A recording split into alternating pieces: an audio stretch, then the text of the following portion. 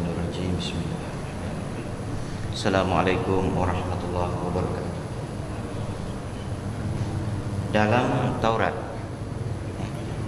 Dalam Taurat ada tercantum, ya bena Adam, harij yadak absut laka fi rizqik wa ati'ni fima amartuk wa la tu'allimni ma yuslih.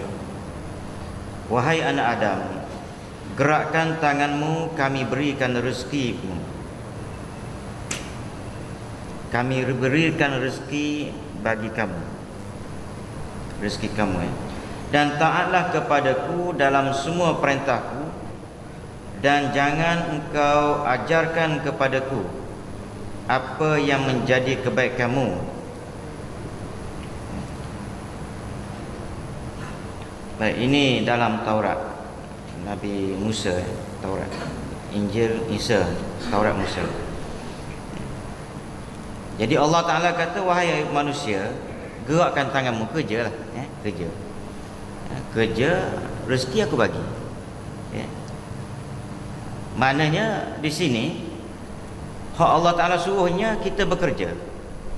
Lepas tu ialah maknanya kamu nak planning ke, nak buat unjuran ke, itu maknanya profesional. Tetapi tak semestinya planning dan unjuran kamu menjadi. Tapi kalau kamu kerja tu ada alasan untuk aku bagi rezeki kepada kamu. Kita tengok orang melukis, dia melukis. Kalau jual tu rasa dapatlah RM10 kot, ya tak? Tapi ada orang melukis, entah macam mana seni, kita pun tak reti nak baca, boleh dapat RM1 lebih. Dengan melukis itu boleh hidup, semua hiduplah kira-kira RM1 kalau dia pandai urus. Jadi kerja dia, kebijaksanaan dia melukis. Dan ada orang yang ialah kalau kita nak buat contoh lim kotong ke apa benda, cari besi, besi buruk, tapi boleh satu bukit ke dia. Jadi Allah Ta'ala kata, kamu kerja, buat rezeki tu aku bagi. Dan jangan sampai nak mengajar aku lah dalam beberapa hal. Sebab itu kita, tuan-tuan, kita dalam dalam kehidupan kita ni, kerja satu, yang kedua kita berdoa. Kita kena berdoa banyak, Tuhan pun suka. Bila berdoa tu nampak hamba aku itu bergantung pada aku. Hamba aku itu berdoa pasal apa dia? Aku Tuhan. Jadi Tuhan suka. Bagi tak bagi, macam mana pun kamu dapat, doa tu dapat dah. Tapi dapatnya di mana? Di dunia ataupun di hari akhirat. Tapi kamu berdoa tu aku suka dah. Jadi kita berdoa. Jangan sampai memaksa Tuhan, supaya Tuhan buat sesuatu mengikut kehendak kita. Berdoa ni minta. Kita pun, tuan-tuan, kalau kita pernah mungkin sebagai bekerja makan gaji, sebagai ketua ketua jabatan ke, kalau orang bawah ni dia minta apply sampai dia diisi borang tu, lepas tu dia tanya macam paksa kita menyampah juga. Isi, okey, tak apa, kita katakan seminggu tunggu jawapan. Lepas seminggu tak ada jawapan, baru munasabah nak tanya, dah janji seminggu. Tapi ni dah baru isi hari ni, besok dah tanya dah, macam mana Tuhan? Tak bolehlah kata seminggu kan. Jadi jangan ada unsur paksaan. Kalau ada unsur paksaan, kita pun tak nak bagi kadang-kadang, ataupun kita bagi dengan menyampah. Jadi Tuhan pun, itu yang kita dah belajar, yang ustaz-ustaz dah ajar, istidraj, bagi dengan menyampah. Ada bagi tapi merosakkan diri dia. Bagi kekayaan, last sekali dia tak boleh nak kontrol, dan akhir sekali maknanya berlakulah benda-benda yang tak elok. Macam semalam pun ada dua kali satu orang hamba Allah Ta'ala telefon saya, orang yang sama lah. Maknanya masalah harta lah, ayah mati. Ayah mati, lama takdir Tuhannya, tanah yang tak ada nilai tu bernilai, ada biji besi. Kelang kabutlah keluarga. Last sekali kelahi dengan moknya apa semua sekali play dengan anak jantan. Ya. Jadi itu yang dikatakan kita duk minta ialah rezeki. Tapi janganlah dipaksa, rezeki Tuhan ni macam-macam. Ya. Rezeki kena ingat, jangan fikir rezeki itu duit. Itu kena ingat kita. Rezeki ketenangan jiwa. Ada orang rezeki duit banyak tapi jiwa tak tenteram, macam kes tadi yang saya cerita ni. Banyaklah tuan-tuan duduk kampung. Duduk kampung terkejut, gayak ke terkejut ke tak tahulah, dapat dekat 1.5 juta lebih kan orang kampung. Kelahi lah. Lepas tu mak ditinggalkan, mak dia pula mari kemarin dulu mari, lepas tu semalam hak telefon, hak mari tu cerita dah mari jauh ni mari, mari ke sini lah, ke Gombak jumpa saya. Sebab ialah mungkin dia tahu saya pernah duduk di duduk buat hal-hal yang berkaitan dengan pembagian harta pusaka. Bagi menangis lah mak, dah anak ni tinggal dia apa benda semua kan, dah dapat harta, mak pula sakit, adik-beradik pula mari, adik-beradik telefon, tak puas hati macam mana nak buat. Saya kata tak boleh nak buat apa harta ni, kalau kelahi je, kalau anak jantan kata nak ikut hukum habis, itu je cerita dia. Hak perempuan ni nak kembali kepada perjanjian asal sebelum ada value. Sebelum tanah tu ada nilai, perjanjian asal sama rata. Itu perjanjian asal semua adik-beradik. Tiba-tiba terkejut ada biji besi, tanah yang tak ada nilai. Jadi bila tanah yang tak ada nilai tu ada biji besi, adik-beradik jantan hak lelaki ni pun kata ikut hukum. Tengok tuan-tuan, bab harta mula-mula nak bagi sama rata adik-beradik lelaki perempuan. Sebab tanah tak ada nilai. Bila ada nilai, ikut hukum lalu. Cuma saya sempatlah menerangkan apa maksud ikut hukum ni, anak lelaki lebih. Jangan kerana anak lelaki lebih Allah Ta'ala pun bagi lebih. Bukan. Ikut hukum ni maknanya anak lelaki dapat lebih, dia kena bercara semua tu. Mak sakit, dia duit dia, bukan duit anak perempuan. Tetapi realiti saya ceritalah sebab saya tahu sedikit keadaan keluarga tu. Saya kata situasi sekarang ni anak perempuan bila mak sakit, anak perempuan yang jaga. Dalam situasi begini, kalau sekiranya anak lelaki tidak ada kekuatan bila dapat duit, baik bagi sama rata. Tak ada kekuatan maksud apa dia? Bila dapat duit tu tak kuat jiwa nak bagi kepada adik-beradik perempuan hak jaga mak tu. Itu maksud tak ada kekuatan ya. Kalau ada kekuatan tak apa, dapat duit okey tak apalah. Bagi lebih ke dia. Anak lelaki pun okey ni kau ambil ni sebab jaga mak. Anak lelaki semua pakat bagi belaka. Kan? Sebab kau jaga mak kau ambil. Tak apa. Ini dah bila dapat tu dia pakai ayat tu ikut hukum. Ikut hukum dapat lebih. Bila dapat lebih dah mula dah. Yang seorang tu dia dapat banyak kali rupanya. Ceritanya tu dapat 2-3 kali lah nak dapat 1.5 juta lebih tu. Round pertama dapat 100,000. Jadi hak adik-beradik lelaki ni bila dapat duit habis. Benda apa yang dia buat tak nampak. Adik-beradik perempuan simpan. Ada hak beli kereta. Jadi tak ada kata bila dapat saja bagi kepada adik-beradik perempuan yang jaga mak, yang macam saya cerita sebelum ni. Adik-beradik lelaki ataupun orang lelaki dia jaga mak.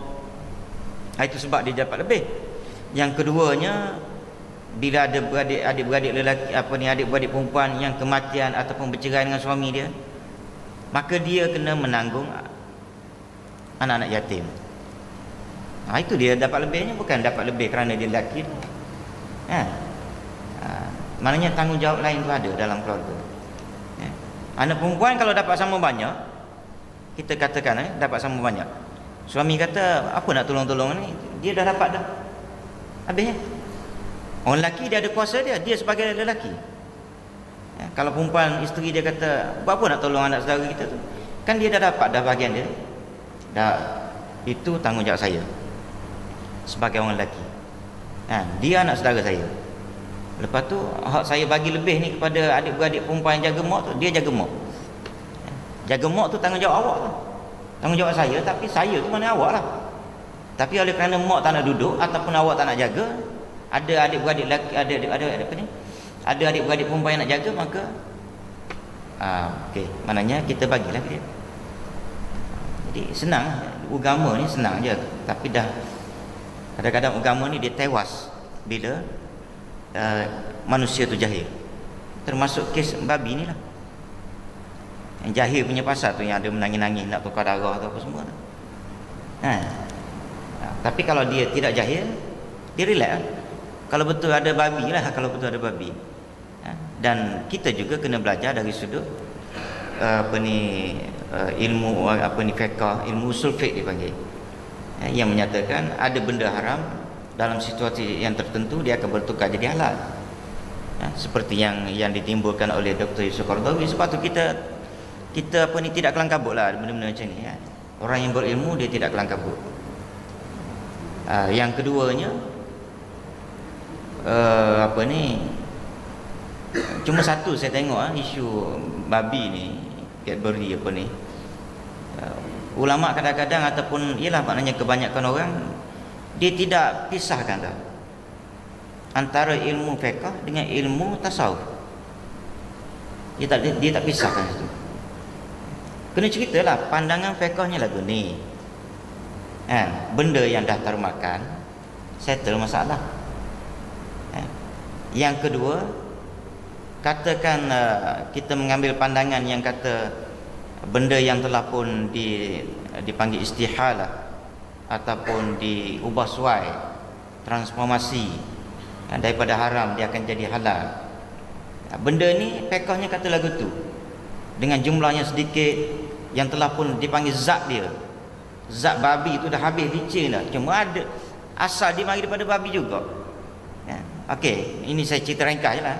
Okey, fiqh kata okey. Jadi kita kena ceritalah okey. Cerita okey, habis bab fiqh. Okey, yang keduanya kita ke cerita pula okey, kalau kita nak jaga diri, kita tinggalkan syubhah. Itu bab tasawuf. Jadi clear lah, siapa nak ambil fiqh ambil jalan. Siapa nak ambil jalan tasawuf, okey, tasawuf makan. Jangan duk campur aduk ini, ini haram ke apa benda, halal haram. Jadi kita kena beza, fiqh tasawuf beza. Macam ni lah orang ada orang ulama ke apa benda, dia ada satu orang saya jumpa. Dia tak nak makan kalau kita ajak dia makan di kedai-kedai mamak kan, dia tak nak makan. Dia tak nak makan. Baik, itu dipanggil jalan tasawuf. Jangan makan di kedai kopi. Fiqh kata sampai kamu menyusahkan diri, menyusahkan orang ke apa semua, dah kamu musafir, makan je lah. Maknanya di warung-warung tak apa. Tapi ada kalanya kamu kena ingat, tasawuf juga meraihkan kadang-kadang kawan jemput. Tasawuf kata kamu kena raihkan kawan. Kawan jemput minum kedai kopi, hak kawan ni pula jenis jahil sikit kan. Jom kita minum ustaz kedai kopi. Gilah minum. Kamu meraihkan kawan, tetamu yang menjemput kawan kamu yang nak belanja kamu tu. Ilmu tasawuf juga. Jadi kena balance. Macam mana ni?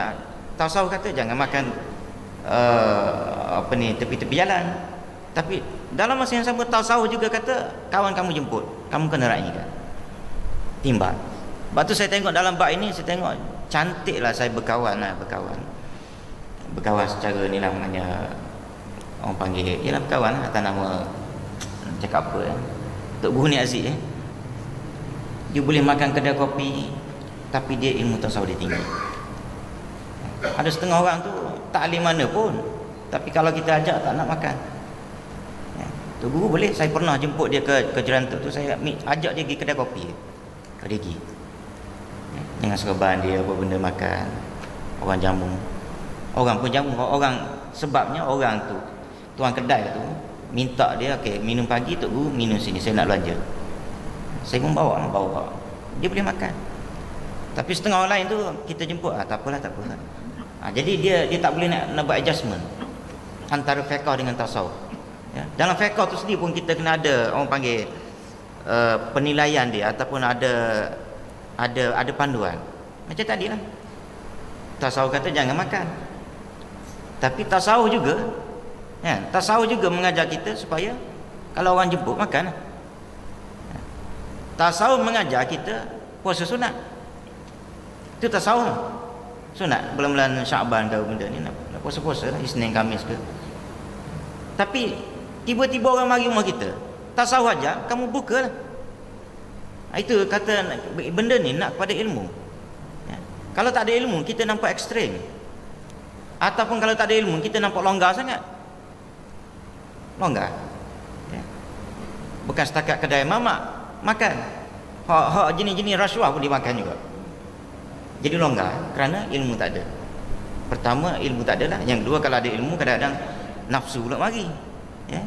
Nafsu pula mari di pujuk dia, ambil lah, dia kata bukan banyak pun rasuah, RM10, 100, 1000. Jadi dia ada banyak sebab lah manusia jadi tak elok ni. Kadang-kadang ilmu ada tapi dia kalah dengan nafsu. Tapi apa pun ilmu, ilmu dan peringatan jenis-jenis macam ni perlu setiap masa supaya kita tak terbuat benda-benda yang bukan setakat dilarang, tetapi orang panggil benda-benda yang tak elok. Macam makan berdiri. Makan berdiri, tasawuf kata tak boleh duduk. Tapi ada kalanya kita jenis terpaksa makan berdiri. Pergi satu majlis, tak reti kita jenis. Yelah kalau boleh kita tak nak pergi, tapi dah orang jemput pergi.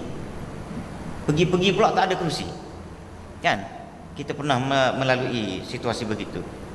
Okay. Takkan maknanya kita nak lari. Makan je lah berdiri. Ya. Jadi benda tu tuan-tuan kita kena pandai-pandai ajar lah. Saya sentuh sikit bab ni lah, maknanya isu babi ni. Jadi tuan-tuan rasa dah jakin kata halal, tuan-tuan rasa nak makan lah. Itu fiqh kata lagu tu. Cuma tuan-tuan rasa was-was kata da'ma yuribuka. Tinggalkan benda-benda yang kamu rasa was-was. Tasawuf kata lagu tu. Rasa was-was, jakin tak boleh percaya kau benda, okey, tak usah makan. Tapi kalau rasa tak pakai fiqh, jakin kata boleh makan, tak ada apa pun, kita orang dah check, makan. Jangan duduk pandang hina lah pula, nanti balik-balik nanti pergi apa ni, supermarket ke apa benda, Tesco kan, Giant ke, tengok dia tu pakai ketayak, beli Cadbury pula. Kita pula jadi pandang buruk pada dia. Awak tak nak makan, cerita awak. Yang dia tu mungkin dia confident dengan laporan jakin, makan. Dia pakai ilmu fiqh. Jadi settle masalah, tak adalah kita nak buruk sangka pada kawan-kawan kita dan sebagainya. Bismillahirrahmanirrahim. Alhamdulillah. Wassalatu wassalamu ala asyrafil anbiya. Allahumma ighfir lana dhunubana wa liwalidina warhamhum kama rabbayana shaghira wa li jami'il muslimina wal muslimat. Allahumma ja'alna minal ladzina yastami'una al-qawla wa yattabi'una ahsana. Sallallahu alaihi wasallam. Alhamdulillah.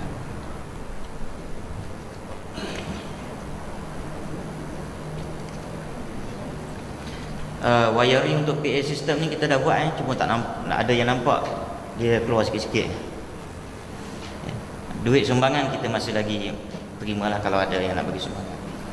Sebab sumbangan diperlukan bukan apa tuan-tuan, tambahan dia ini kita punya earthing apa ni, yang sambar kilat tu kan, yang penahan sambar kilat tu rupa-rupanya tak ada. Sebab tu kita punya barang kita banyak rosak. Jadi yang buat wiring ni, dia kata dia jamin setahun, tapi kalau tak ada tu dia kata dia tak ada jaminan. Jadi kita cek barang saja kita dah beli, kita beli barang murahlah sikit. Jadi 4,000. Dia punya tu barang sudah ada, cuma nak pasang daripada menara tu dia turun ke bawah bumi untuk nak tahan kilat lah. Itu yang jadi bertambah sedikit yang saya cerita tambah tu. Allah.